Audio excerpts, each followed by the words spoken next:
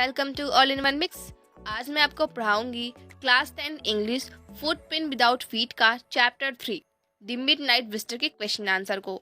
यहाँ पे एक्सरसाइज का जो फर्स्ट क्वेश्चन है वो है how is Ausable different from other second agent. तो यहाँ पे जो ऑसवेल है ये अदर सेकंड एजेंट से कैसे भिन्न है, कैसे वो डिफरेंस है। So answer is Oswald was different from the other secret agent in more way than one. He had a small room in the musty corridor of a gloomy French hotel.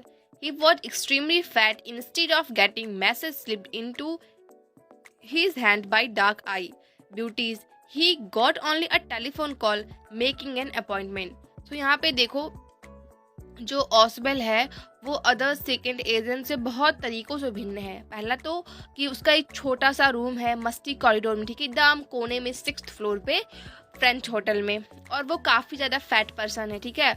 और उसे जो message वगैरह मिलते हैं ना वो by hand नहीं by telephone मिलते हैं, ठीक है। सो जो भी उसकी अपॉइंटमेंट वगैरह होती है वो सब उसे टेलीफोन के थ्रू रिसीव होते हैं। सेकेंड क्वेश्चन है who is Fowler and what is his first authentic thrill of the day. तो यहाँ पे देखो फाउलर जो था वो कौन था, उसके लिए दिन का पहला रोमांच क्या था, ठीक है, उसका फर्स्ट जो उसका ऑथेंटिक थ्रिल था वो क्या था डे का।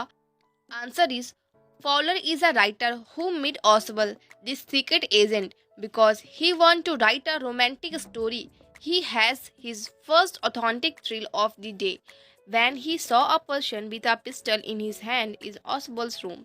सो फॉलर जो था वो एक राइटर था और उसने ऑसवेल से इसलिए मिला था क्योंकि ऑसवेल एक सेकंड एजेंट था और फॉलर को जो एक अच्छी सी रोमांटिक स्टोरी लिखनी थी। जो उसका फर्स्ट ऑथेंटिक थ्रिल था, ठीक है, उसका जो फर्स्ट रोमांच वाला दिन था, उसने क्या देखा, उसने देखा कि ऑसवेल के रूम में एक पर्सन, वो पर्सन कौन था, मैक्स था, जो हाथ में पिस्टल लेकर पॉइंट कर रखा था इन दोनों के ऊपर। थर्ड क्वेश्चन है how has Max got in. Max जो है वो अंदर कैसे आया। Answer is Max come in by opening the door with a pass key. So max के पास एक सीक्रेट की थी उस रूम की जिससे ओपन करके मैक्स जो है अंदर आया था। Fourth question is how does Ausable say he got in. सो यहाँ पे देखो ऑसवेल क्या कहता है कि वह अंदर कैसे आया। Answer is Ausable said that he thought Max had got into the room through the balcony.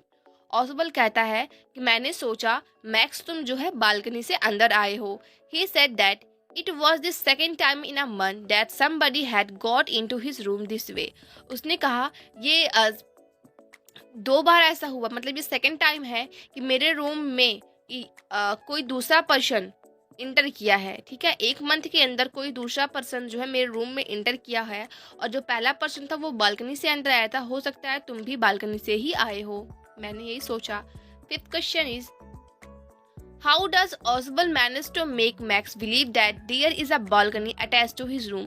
सो यहाँ पे देखो ऑसवेल ने कैसे मैक्स को बिलीव करवाया, उसको विश्वास दिलवाया कि उसके रूम के बाहर एक बालकनी अटैच है, ठीक है, विंडो के साइड पे। उसने कैसे ये बिलीव करवाया। Answer is Oswald created a detailed description of how his office was part of a bigger apartment and how the next room has a direct connection with the balcony. His statement that somebody else also break into his office through that balcony earlier made it a convincing story.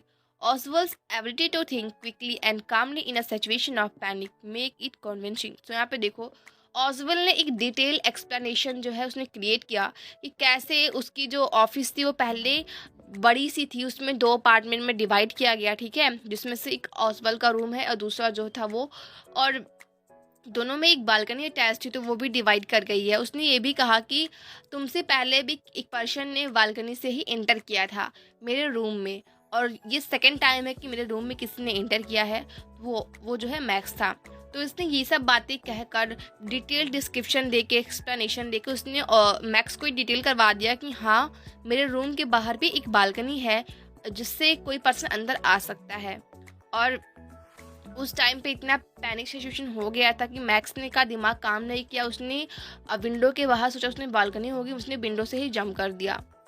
6th question is Ausable did not fit in any test in his story. तो यहाँ पे देखो जो ऑसवेल है वो fit नहीं करता है, ठीक है, इस स्टोरी में। तो इस स्टोरी में ऑसबल को दिखाया गया है एज अ डिटेक्टिव एजेंट, ठीक है, as a detective secret agent के साथ। तो ऑसबल जो है ना वो सीक्रेट एजेंट की तरह बिल्कुल भी नहीं लगता है अपनी पर्सनालिटी से। तो answer is it is easy to recognize a detective whom we see in a fiction and move. He wore a long coat, a hat, and dark goggles. He is a handsome and smart. But Detective Oswald was very different. He is not wearing cloth like a detective. He is not looking mysterious. He is a fat fellow. So यहाँ पे देखो जितने भी detective वगैरह होते हैं ठीक है, वो सभी जो है आपने मूवीज़ में देखा होगा, वो सभी काफ़ी लंबे से कोट पहनते हैं, हैट लगाते हैं वो सर्कल वाली, ठीक है, डार्क गॉगल्स पहनते हैं, चश्मे लगाते हैं और काफ़ी हैंडसम होते हैं। लेकिन जो डिटेक्टिव ऑसवेल है वो काफ़ी डिफरेंट था। वो ना तो चश्मे पहनता है, ना ही वो राउंड हैट लगाता है, ठीक है, ना ही वो इस तरह के लॉन्ग कोट पहनता है, और वो देखने में बिल्कुल सा भी मिस्टीरियस नहीं लगता है। वो बस काफ़ी मोटा सा व्यक्ति है। He is a fat below. So friend, ये चैप्टर के क्वेश्चन आंसर यहीं पे ख़त्म होते हैं। वीडियो कैसी लगी कमेंट में ज़रूर बताइएगा।